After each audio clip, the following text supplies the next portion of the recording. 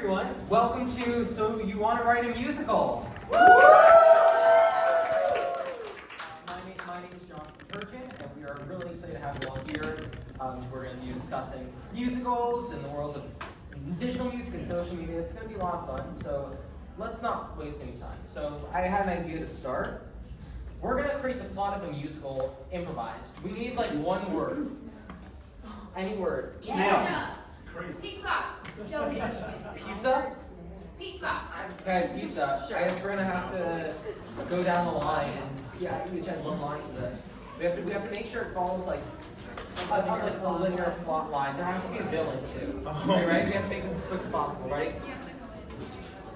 A long time ago, there was a singular strand of pizza.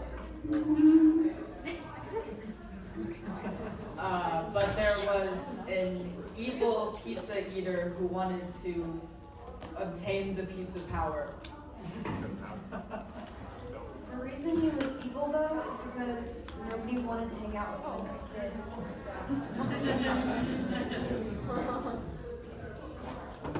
And so, the strand of pizza? What is a strand of pizza? It's like it was just an elongated pizza. Okay, of course. And so the strand of pizza is, the main goal is to spread the joy of pizza around the world so that everyone can have a slice on their day-to-day. So one day, the strand of pizza and the evil, friendless pizza villain met up in a back alley to fight. Good versus evil. But then through the magic of friendship, they realized that I was like an enemies to lovers. They kissed! Sure, they kiss each other. They kissed. The end.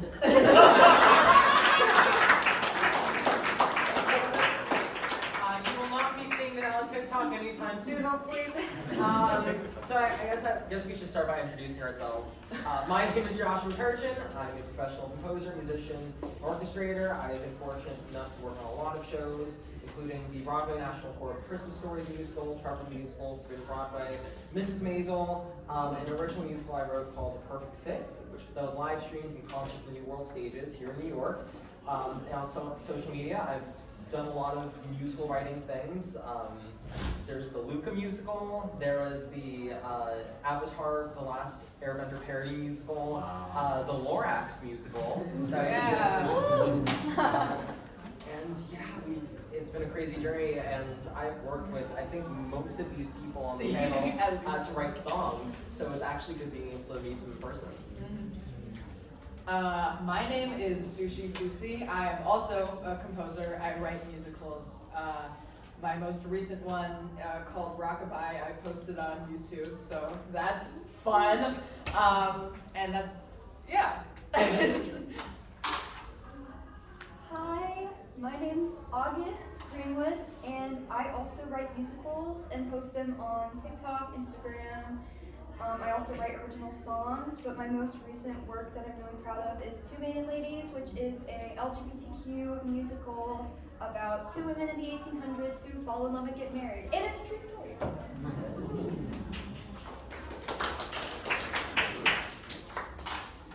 Hello. My name is RJ Christian. Any fans of the Ratatouille musical? Yeah! I love that. Any fans of the Morbius musical? Oh! I love the plot gets lower and lower. So I am a composer, lyricist. I wrote songs in the Ratatouille musical. I wrote an a parody musical of Morbius called Morbin Time. It's on YouTube. We wrote it in 3 days. Me and my writing partner, Cameron Reese, he's right there, he's very cool. We never watched the movie before we wrote it, which is the best part. And I was also part of the TikTok musical For You page. Some people watched it. I wasn't sure anyone did. But it was commissioned by TikTok. I wrote a song with the amazing Alex Engelberg for that. I'm in the city, composing, writing, follow me, whatever. I do stuff all the time. Hi everybody, I'm Julia Rue. My pronouns are she, hers. I am a composer lyricist and librettist from Missouri, and I songs were for you page, like, I don't know. And my most recent musical is a musical called Dive, also known online as the Korean Disney Princess musical. It's being directed by Diane Paulus at the American Repertory Theater. I'm running it with amazing playwright Diana's son, and several other projects that I cannot talk about. Hello, I'm Catherine Rose, she, her pronouns. I am also a composer, lyricist on TikTok. What? I recently was on the second season of Canada's Got Talent, where I performed a couple original songs about my experiences growing up as an Asian American child of immigrants. I like to call my genre musical theater pop. I released them in the style of like how a pop artist released, but the style is very Broadway show tunes musical theater. I also worked on For You Page. Hey! I wrote like the little medley musical that like the characters, it's like a musical within a musical, and I wrote that musical within, yeah. And I'm currently working on a short film musical called Top of My School, based off of the song Top of My School that I released when I went viral in the Philippines. It was like top 100 or something like that. And yeah. Hi everyone. I am Alexa Chalnick. I am also someone that you probably know from the app TikTok. I started it by sharing my original work, and that sort of also morphed into musical theater duets. As soon as the app released the duet feature, I started creating those videos, and then they went viral, and it was amazing to all of a sudden connect with these amazing Broadway stars that I had loved and looked up to my whole life that were now being able to duet my videos.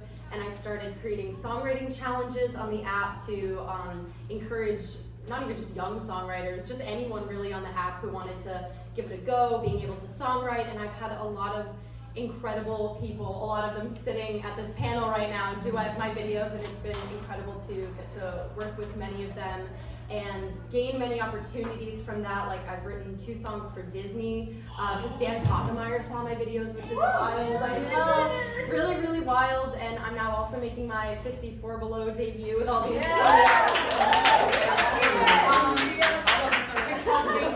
TikTok takes Broadway, it's on Tuesday! Yes.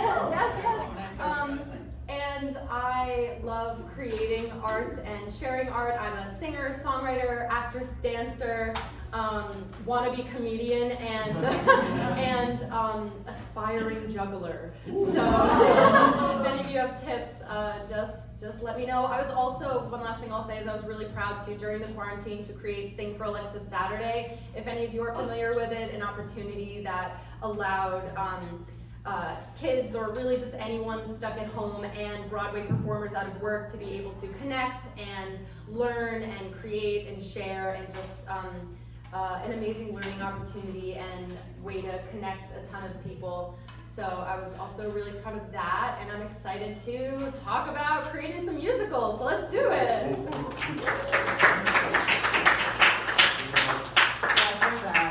Before we dive into social media and how that has impacted musical theater and the musical writing world, I would love to learn what sparked your panelists' interests in musical theater writing. For me, I would say, because I've always been a huge listener to musical theater, I would say that listening to Sondheim just a lot definitely inspired me. I think my biggest influences are either Sondheim or Jason Robert Brown. Yeah. Well, I've always loved theater and musical theater ever since I was very young. But when I was 12 years old, I was really, really obsessed with the movie How to Train Your Dragon. And so I decided to make a How to Train Your Dragon musical when I was 12. It was terrible because I was 12. But I remember the first song I ever officially wrote down when I was 12. I was in the shower and I was like, this is easier than people say. I'm gonna do this for the rest of my life. And yeah. So I've always been writing music, and my love for lyricism and music in general kind of collided when I started doing community theater as a kid. And that really helped me develop my love for all forms of writing and all forms of stuff like that. So that was really huge with my, starting to write musicals. And the musicals that I was doing didn't really have the kind of representation that I really wanted to see, especially as a queer person in musical theater, so I wanted to write my own, and that's kind of a big part of why I really wanted to write musicals. But yeah, this person too, also. Oh yeah, and pronouns they, them. I forgot to say that. Go ahead. Can I get this? I had to get the microphone, and I was just canceled. So I write musicals because I crave validation in every. When I was young, in band, I chose to play the saxophone because of course I did. And then I was a musical theater actor because my mom liked my singing around the house. But really what happened was in my freshman year of college, there was this play that won a festival, and they were like, we want to turn it into a musical, we need a composer. I'd never written a score, and I was like, I could probably do that. And so I wrote a song, and they were like, okay, great, now write like 13 more songs in a month, and then we're going to put it on. And I'm like, ugh. And it was so stressful, and I did it, and I was like, I love doing this. I want to do it for the rest of my life. And later that year, I found a collaborator, and we wrote a bunch of shows after that, and the rest is history. I was like that kid on the playground who was like, let's play theater. And let's do a musical, and then let's make the teachers watch. So like, I think I was honestly, I knew that I wanted to write musicals for pretty much as long as I can remember, and started really seriously doing it in high school. And then I went to college wanting to be a musical theater writer, and within 2 weeks of college, I switched to the pre-med track. And there's a long story attached to that if you attended the AAPI panel, then you might have heard, but it was a lot of it was attached to the fact that I wasn't seeing a lot of role models who looked like me, either Asian American or even female musical theater writers at the time. I think by the time I was like 18, I couldn't name one female musical theater writer, let alone an Asian American one, although that's obviously changing, which is really exciting. And then it really wasn't until my sophomore year of college when I was continuing to write theater and continuing to put on musicals. I wrote this musical called The East Side, which was it was like the inaugural production of the Asian American theater organization that I founded on campus with two of my close friends. And that community completely changed my life. And after that, the executive producer of the ART came and saw that show, and that's how I got my first professional gig. And ever since after 2 years of being pre-med, I switched back to musical theater, and I've been doing that ever since. I also grew up doing theater kid at heart. What prompted me to start writing was really the COVID pandemic, because everything was closed, no more extracurriculars, and I was like, what do I do with myself? And then I took a look at all the shows that I was doing and how I was the only Asian in my entire community theater, and I was like, there's not really any shows for me. So I'm gonna write my own. So I spent a lot of COVID just like writing original stuff, putting it on TikTok, and similar to Julia actually. My college application was literally about like writing music for like the Avatar fan musical. And then I got to college and majored in math. And then 1 year later I switched. I think it was a flop. I was like, okay, yeah, that's not happening. So now I'm majoring in performing and media arts with a concentration in creative authorship, so playwriting, screenwriting, directing, a lot of that stuff. Yeah.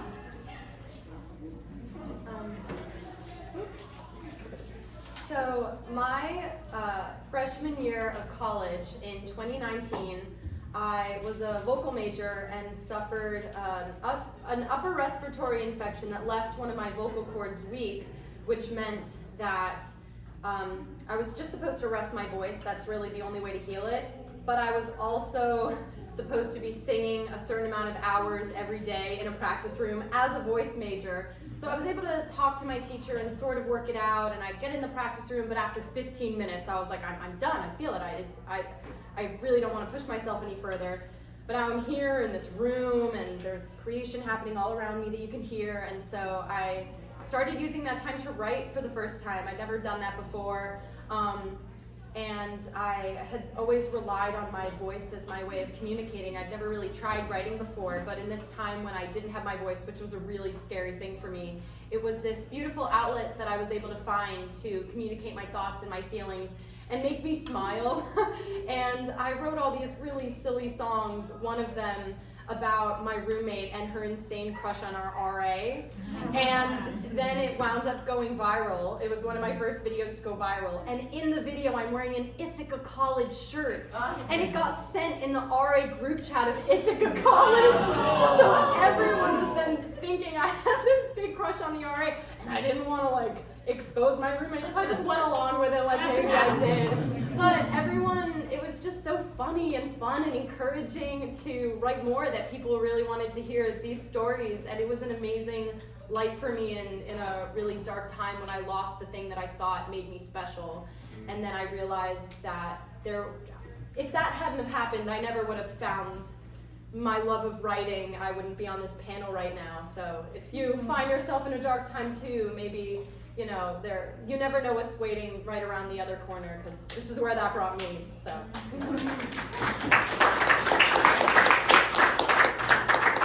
Yeah, so following up on all of that everyone said, I wanted to know, like, at least in just like a sentence, where do you get your musical theater inspiration from? Because for me, again, I think my two biggest like musical inspirations are probably between Parade and 35 millimeters. Because those are the shows I listen to most. Well, my favorite musical is Sweeney Todd. I know that's it's kind of basic, but this is gonna sound terrible, but when I was younger, I had a really weird hyperfixation on cannibalism as like a concept. I was like very interested in cannibalism. I have like 3 songs about cannibalism out. Cops? Don't.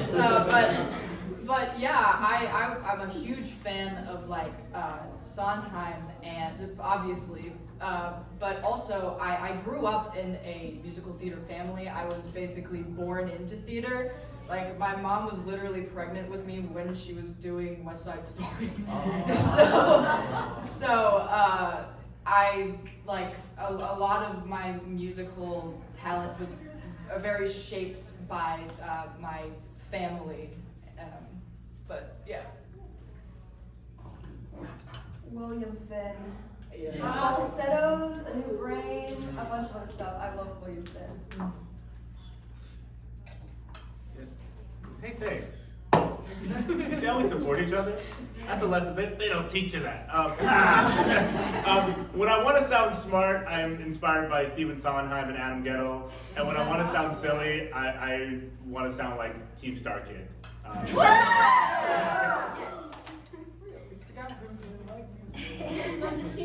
My favorite musical is Legally Blonde. But I think actually in terms of what I'm inspired by, it really varies from project to project. I think my music on one project might sound super, super different from the music on another, depending on what I'm trying to do. But I think throughout all of them, I'm mostly just really inspired by the young kids and the teens, and the next generation of theater makers and theater lovers that are coming up, and I think a lot of that bleeds into my work in the form of representation, and in the forms of like what kinds of stories and what kinds of characters I'm writing, but the music kind of depends on what the genre is. Princesses, Disney and Barbie. Barbie in the Diamond Castle! It's so good! The music is so good! Anyways, yeah, I grew up listening to Disney and Barbie, and it's so beautiful. You should listen to the Bratz Rock Angels soundtrack. Yeah, love me a good princess sound. I always try and emulate that. Sometimes whenever people comment like, oh my god, you sound like Disney princess, I'm like, oh, you, okay. I think the question was inspiration. Okay. I went to our band here. I'm like, where do we begin? I come from a really musical family, so music was always a really big and important part of my family. And when I was really little, my family, well, we still do it actually. We had this little band, and we all play instruments and sing. And so we would go to assisted living facilities from the time I was maybe 5 years old, and we'd go perform. And the feeling that I got from being able to supply happiness and smiles, or even sometimes tears to people's eyes, people that felt like really needed it, and then the just the appreciation that I felt afterwards, the like big line of people with the little rockers like waiting to come up and thank us, or is that rockers? I don't know. And I think that just being able to bring light into dark situations is really what inspires my writing. That's why I actually started writing for musicals, and I think that just art's ability to provide hope, and even if all evidence shows different, that we can make up situations and get people thinking on a higher, more hopeful consciousness in ways where we can then start planning, towards a future that's not just doom and gloom, but something really beautiful. I think that art is an amazing vehicle in being able to spread light and also cultivate it. And I think that's really what inspires my writing, whether it's Sweeney Todd, which I love, Company, oh my gosh, even like Sue Sickle, I'm a fan. Or even just watching people walk down the sidewalk or sit on a bench by a park. There's just something so beautiful and tragic about life, and I think being able to capture the two in this sort of melancholy but hopeful, beautiful way is something that inspires me to write. That was way more than one sentence. So I just want to go down the line quickly for these questions. How do you come up, like in your own words? How do you come up with musical plots? Because I know there is a lot of creative energy in this entire group, because we're literally just constantly producing stuff. So how do you guys come up with plots? Oh boy. Oh man. A lot of times, to get something done, I have to set a very specific goal for myself, and so I will set myself a little box of things that I have to get done within a certain amount of time, and then I will create a plot based on the resources around me. Because almost every single musical I've written, and I've written 21, every single musical I've written, I've written on the basis of, how producible is this? Could I film this on an iPhone?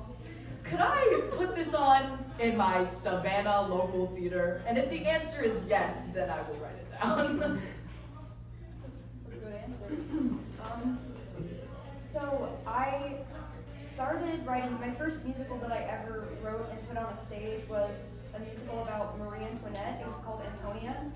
And I put it on in my community theater that I grew up in. And, my new musical is also going to be about the history of two women who married each other, Charity and Sylvia. Who? Sorry?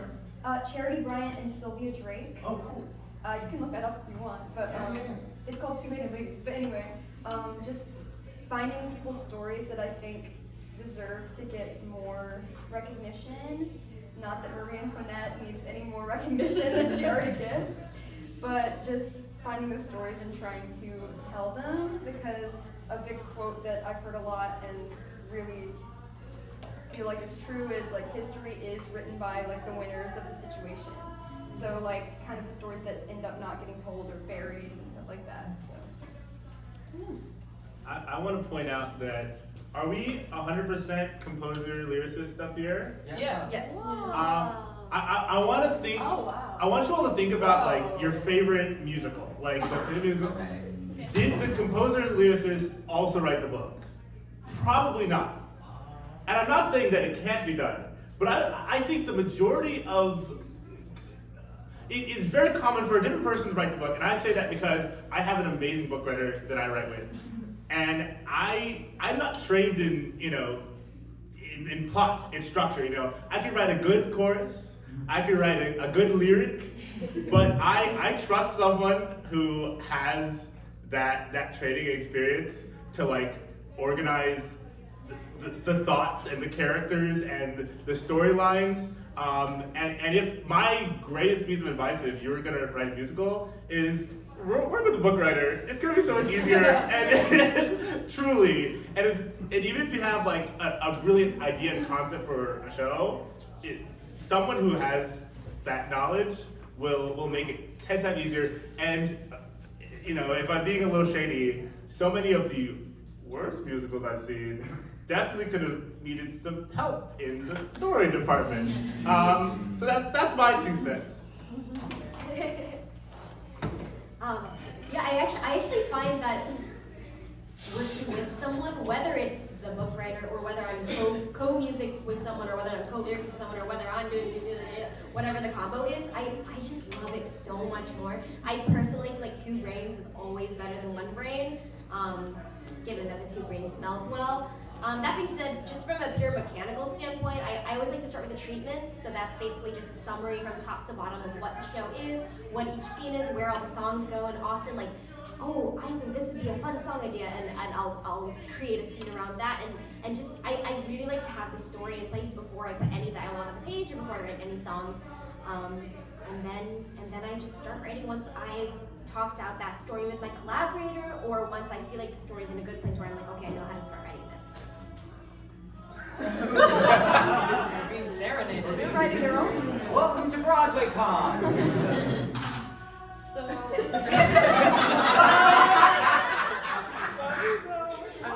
I'm tempted to just scream, never gonna give you up back. yeah. At the end, we make our own chant, we get louder. So I like to write based off of my own experiences, but I have like a wild imagination, so it's like, what if that just happened? I'm writing a musical called Top of My School. Back in high school, I ran for student council president. I got student council president, and I was just like, wouldn't it be so wild if there was a story about someone running for student council president who was just so obsessed with needing to be the best to try and gain their parents' approval that they do some really, really messed up things, murder. And so I was explaining the plot of this to my mom. She's like, where do you get these crazy ideas, Catherine? I'm like, it's almost like it's like what happened, but in my head. Anyways. So I was into musical comedy for a long time, and in a lot of musical comedy songs, it's an entire story within 4 or 6 minutes.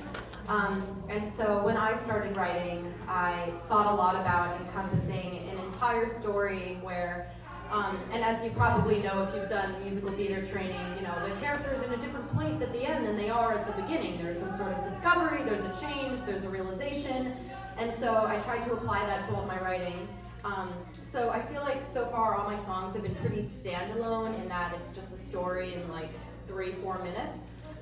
Beginning, middle, and end. I'm currently in the process of combining many songs and creating an overarching plot with the help of my little brother. I don't know, I guess I'll let you guys know how that goes. I think for me, the way I come up with musical plots is, I honestly prefer to take pre-existing. Hard. You got this. I'm trying my best to focus. The way I come up with musical theater plots is I prefer to have like a source material, like an alternate. So like Luca, that was a really fun one to do because I have the framework, so I have things to work with. I can go with a song here, and boom, musical. But when it comes to like writing the book, music and lyrics on my own, I have to like really think, does this make sense? Because most of the time the answer is no. And because like the amount of rewrites that I have to do to make sure a show is where I want it to be, and it's insane. So actually, sticking with that, how do you all handle rewrites when it comes to musicals? Okay. So one thing about me, which I'm working on, but it's not exactly a good thing, but I really do not work well with other people. I am very much a person who is like, I need to get everything done by myself or I'm gonna go insane. I'm not much for collaboration, and so I'm very particular about who I cherry pick to like read my scripts and give me feedback, because there are a lot of people that if they said like that I did something wrong in my script, I would just never speak to them again. But there are other people who I respect who would tell me stuff about my show, and I'd be like, Oh, thank you for your input. That's actually very helpful. So I do think it's very important to have other people look over your stuff because you can get in your own head a lot about your like plots and stories, and it's very good to have fresh eyes to give you a new perspective. You know what, Sush, I think it's very healthy that you acknowledge that. But, so I work with other people a lot. Currently writing my musical with my best friend Nala, who's a wonderful collaborator, and I really wish they could have been here right now, but and it's all about bouncing ideas back and forth and really talking it through, because sometimes an idea that you have and you are really, your heart is in a very specific thing, sometimes that's just not going to work out, and you have to be able to let it go and move forward with new plot lines that do work and are going to work well and move the story forward. The question was about collaboration? No. Rewrites. Rewrites, yes. Yeah. So yes, rewrites. I thought I was going off topic, but no, I was directly on topic. So yeah, it's important that you have a good group of people around you that you can work through those scripts with, people that you trust and people that you know have your best intentions at heart. And also just meeting new people, schedule read-throughs, find people that love theater, schedule read-throughs to do together, and then at the end of it, open the floor, have people say, hey, I really like this, but this plotline made me uncomfortable, or hey, I really like this, but this could use some work. That's super duper helpful, and it's never a bad thing to just hear what people have to say about your writing. Even if it does hurt your feelings. Or even if they end up being wrong. Yes. I was given a great piece of advice by a man named Timothy Graffin Reed, and he essentially said a musical should have no unhits, which is like every moment should be a hit. And so even a good draft of a show, if I go through and it's like, this lyric is kind of not funny, it doesn't, or this rhyme doesn't quite work, or even like, this song is good, but the rest of the songs are great. I gotta go back and fix that, you know, whether it's rewrite that and make it another song, rework this song to make it just a little bit cooler. But rewriting for me is taking every moment that is not a hit and putting one in, because like I know I have them in me, and anyone who writes has the art, like the perfect vision within them. So just like go in and do it. You know, if you look at a show like Hamilton, where the lines are so densely written and rhymed, and there's information, like that was not like that on the first draft. It wasn't like that on the second draft. Probably wasn't like that. Yeah, they were rough. That's how it is. That's how it starts. But it's got to be line by line, fix by fix, until every single thing is a hit. And then put it on Broadway, make $1 million. The end. Yeah, I honestly couldn't have said that better myself. I feel like every show that I've ever written that's made it to the stage, the first draft was bad, and it made no sense. And I think that's just a part of the process of writing any, whether it's a musical, whether it's a book, whether it's whatever you're writing. It's always the first draft is just get it on the page and know that it's not gonna stay like that. And that for me is really liberating, and that, okay, I'm just getting it on the page, and that actually helps me get out the full draft, knowing that those rewrites are gonna come. And then yeah, it's a matter of hearing it out loud. What made people laugh? What didn't make people laugh? What can I fix? What can I tweak? And I got this great new idea. That means I have to change this one. If you've ever taken like a coding class, it actually is so similar to coding in that you switch this scene and suddenly this one doesn't make sense anymore. So you gotta go back and fix that, but then that caused a chain reaction of problems. And it's really kind of similar. That's how I like to think of it. It's like solving a puzzle. It's like solving a code. And then you just do it, and it's never done. You just keep doing it until it's time to put it on the stage. One of my favorite courses I took, this last semester, was my Playwriting 2 course, and it was basically like a workshop class. So you came in, and you have your scenes, and other people read for each character, someone reads the stage directions and everything, and then after that, playwright, not allowed to say anything. You have to sit there in silence. And there's 3 sets of things that we do. First one, popcorn. Everyone goes around and says one word that they thinks really connects with what they just read with the script. Number 2, any questions? you can't answer any of them. You just have to listen to the questions. And then number 3, general thoughts, what they think about the show. And this, at first, I hated it. It was so hard. Because people were like, did she? I think it was accidental that she killed somebody. Like, I'm like, no, it's not accidental. But I just had to sit there and listen. And I wrote everything down. And half of the questions I'm looking at, I'm like, these are basic questions of the plot. But then that means that there's something wrong with the plot. And so I know where to look back and fix things. And I think that really helped me as a writer because, often you get really defensive with your work, you're trying to explain yourself, trying to be like, no, it does make sense. But if people are asking these questions, it doesn't make sense. So just shut up, listen, write things down, and then revisit it later. One of my writing teachers was taking a look at some of my works before we were going to go and do some revisions, and she told me that my work was fine and good, but she felt like it was very planned out. Like I already sort of knew, and I confirmed this, that I plan everything I'm going to do before I do it, and I make it very organized, and it's like a very clear plot, and it all sort of almost goes according to plan, or if not, it's still kind of very, all very like tightly knit and, strung up with a little bow. And she told me, I wonder what would happen if you didn't know what was going to happen, and you let yourself be just as curious about what's going to happen in the experiences, and you leave a little more room for curiosity and creation, and maybe you're just as mystified as to what's going to happen as the characters are.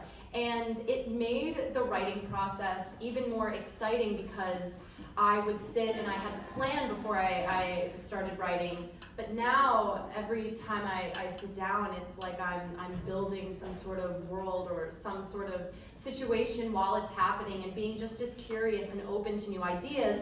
And I think not gluing myself down to anything and saying, no, like this is what it is, and like pressing it in place. I think that also makes going back and reworking things still very exciting in a way. It's not as pressuring as I think it was before, that it had to fit a certain box in my mind and I had to know what was going on, but it made it a lot more of a magical writing experience in my new works that I'm creating, as well as revisions. So I guess that's a piece of advice I would share / an answer to whatever the question was. Can I add one more thing? Yeah.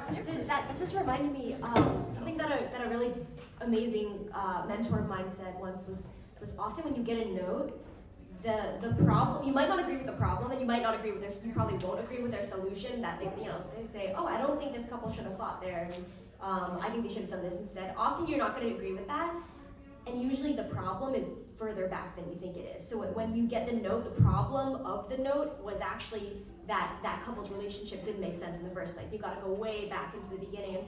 And right now I'm heavily rewriting one of the shows I'm working on, literally starting from a new treatment. And every time we run into a roadblock of like, oh, I don't know why. I don't think what would the queen do here? I don't know what the queen would do here. It's because like, oh, we didn't track what the queen wanted in the first place.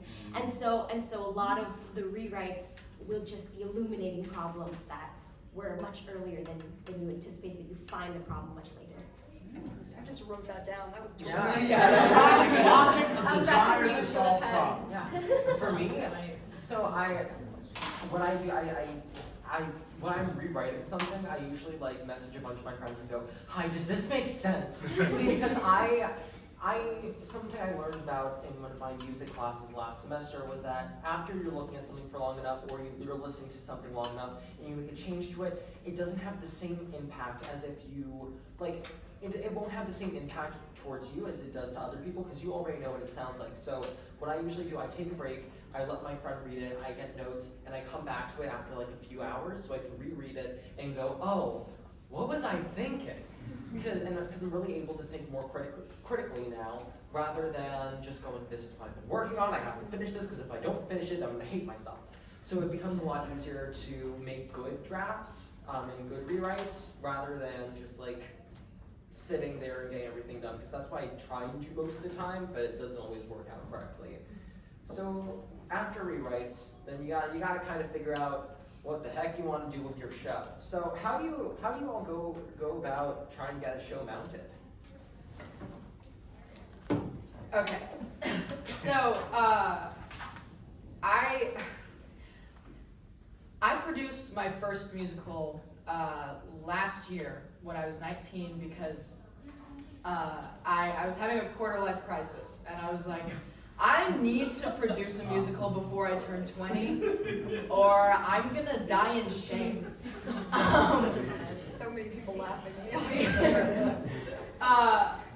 But when, like I said earlier, most of the time when I write my musicals, I write them from a producibility standpoint, because like I did a lot of community theater where I grew up, which is Savannah, Georgia. And in Savannah, I was lucky enough to have like a lot of really good connections, but I would purposefully write my scripts to be something that I knew could be produced in a specific place. Like when I started writing Rockabye, which is the musical that I produced, I was like, I already knew where I was gonna put it on the stage, and I wrote it for that stage, and I also wrote it with people in mind to cast. And obviously I had to recast a couple of times, but I had like specific people in mind from the beginning. And so that's just my process of like getting it like up and running, is like from the very beginning, already having a plan and imagining how it would be on a stage, and like what type of props and how easy they would be to make or buy, or the budget and everything like that. Do it at the very beginning. It saves you a lot of time. So mounting a show, my experience was, trying to put it on at a community theater. It was, doing all the fundraising myself, doing bake sales, doing garage sales, like getting donations and things like that. It's just it really depends on what kind of resources you have to start off with. So it really depends from a person-to-person standpoint. If you come from a very musically inclined family who, everyone's doing it, it probably is going to be a lot easier for you. But if you kind of are in a family where nobody's really doing it, you're going to really have to probably work a lot harder to get your music on the stage. But it is possible, because there's ways of doing theater in which people don't even think about. You always see it like, okay, yeah, a stage. Social media is your greatest tool. You can use that to do things that you wouldn't normally be able to do, especially during the pandemic. I think all of us were really using that as a tool so that we could mount our musicals in a way that people usually wouldn't see musical theater. So, yeah. This is a fun little thing we're doing. I would say there's a lot of ways, at least in New York, where you don't have to pay out of pocket to put up a show. And a lot of things on a show you can do for free, right? You can perform in it yourself, or you can get like your friends to be the actors. You can get costumes from your closets. But the hardest thing to get is space. But there are a lot of resources in New York that I know of that it's a ticket split model, so they'll just take half of the tickets you sell, and then you'll get the rest, or it'll be a different split. Like I know personally, the Tank is like the greatest theater space in New York. They'll no upfront costs. It's like, yeah, just give us half the tickets and you can perform here. And I think that those resources are so valuable, especially because your first musical, if you don't have to, try not to pay out of your own pocket, because it's weird. It's weird, and it's hard, and it's sad, because you might go broke. I was 15, I didn't have any money. I'm sorry. I wish I had heard that. Sheesh, I'll go back in time. Yeah. But my advice, there are more resources that you think that are available for up-and-coming people who don't have external producers or the resources to put on themselves. And even further back, write a show that you can produce. Don't say, I'm gonna debut with my 30-person rock opera. You'll have a bad time. Write a 4-person piano opera and work up from there. I think it really depends on what your goal is. Like if your goal is, I want to mount my my show, then there are definitely like avenues and resources in New York City to go about doing that. I think for me, in my experience, it's always really dependent on where I was and what stage of my life. So elementary school, the stage was the playground. It was the mulch. And then middle and high school, we had a dark room that could be converted into a black box theater. And I had written, essentially, it was like a 30-person, like, crazy, there was a train in it, like it makes and so instead of going for the whole performance, I wanted to hear the words and the music out loud, and I wanted to see how does this work when we have an audience. And so my goal was to put on a reading of it. So we just did a reading, and we were all high school students, so we got extra credit. We got extra credit for being in my reading for their theater class. And then it was just a matter of asking, you want to act in my show? I'll music direct it, I'll direct it, and I'll arrange it with a theater teacher to get the space. Very similar process in college. Went to college and essentially learned as a freshman what are all the ways to get theater put on, whether it's a reading, whether it's a live musical, and then just making sure that when it was time to apply for the space, that I had the most competent team.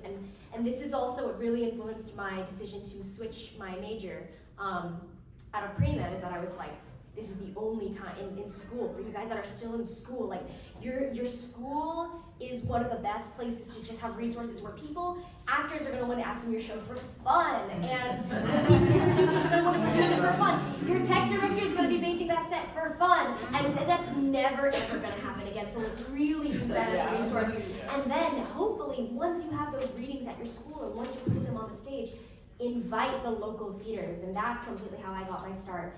And then I'll also say, just if you post on social media, you never know where it's going to go, and you never know what's going to end up with a million producers in your inbox trying to put on your show. So there's so many different avenues depending on where you are. I was someone who had no connections in the theater industry, and you just gotta sneak them out wherever they are, whether it's the mulch or it's TikTok or it's like your college. You can snatch them. Take 6 years of college, 7 years of college, 8 years of college. Never leave college. I am a DIY social media girly at home. I was saying this on my last time. I kept talking about social media, but it's such a great resource to have, because you never know who's going to see your stuff. You never know what amazing connections you'll make.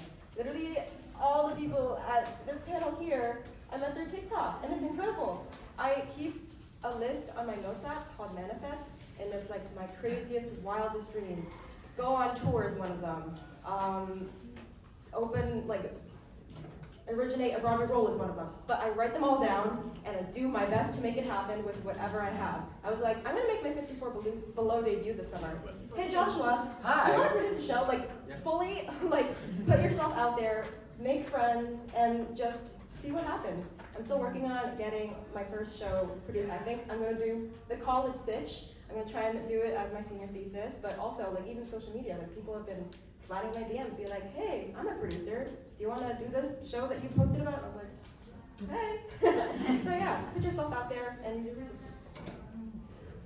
Yeah, I couldn't agree more with everything that was said. And I want to go back to using your resources and pretty much just what you have around. Ithaca College, where I have one more semester still at the school, the vocal majors can put on recitals. I'm actually a BA music major now, so I'm not strictly just voice anymore, but I could apply to do an elective recital, and usually those are still very, there's a little pamphlet that is a list of songs, and you go and you sing them and it's over. And I just thought to myself, and no one had ever done this, but in my mind I was like, so I can sign up to have the performance space for an hour to perform. And so I then, I started auditioning dancers, I started auditioning singers, I basically had an entire show that was all my original work, with sort of like a mini storyline. There wasn't really much dialogue except for some poems that I had written. As well as a friend of mine is just putting on a house show. She has a bunch of performer friends that all love to perform, and they're not really doing it too much right now, / can't really find a space to do it, so she's doing it in her house. And I think that I think the people that makes the experience as opposed to the space. And so while I'm yet to really like seek out some professional venue in New York, I think that if you are someone whose dream is of producing a show, just let it be that. It doesn't have to be any like big huge thing. You could do it in your house, you could do it in your backyard, maybe your like friend's basement if it has a lot of space. And I think just like getting people together to celebrate theater, recognizing just sort of like the love of that. Obviously there's like trying to get it out and produced and all of that, but I think that if you're especially at a starting place right now or just doing it for fun, finding those spaces and using your resources is a really wonderful thing. Okay, so we only have 10 minutes left. Aww. So here's what we're gonna do. We're gonna do some rapid fire questions where I'm gonna start and we have to go straight down the line as quick as we possibly can. Then we're gonna open up to you guys for like a couple questions. Ready for the rapid fire? Yes. Here we go. What's your favorite color? Purple. Black. Green. Blue. Pink. Blue. Okay, what's your favorite food? Pasta. Jock J.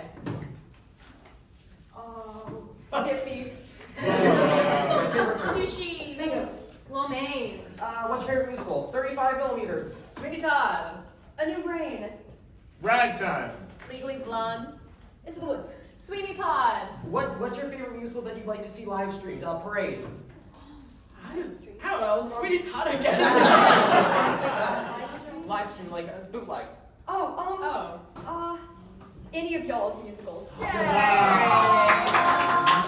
music, I can't afford tickets, I'm broke. Woo! I want to see Sweeney Todd on Broadway. Yeah! Really want to see it. Sweeney Todd. And where are you going right after this panel? That's a trick question. You should come to our booth 201 on the 5th floor where we're going to be singing and playing piano. Oh, sweet! And, okay, we have some time for a few audience questions. Raise your hand. How, if you guys have ever found this in your any point of life, did you ever deal with imposter syndrome when you were first starting out? It's like, I'm not going to be as good as these people who have already made it before me. Is there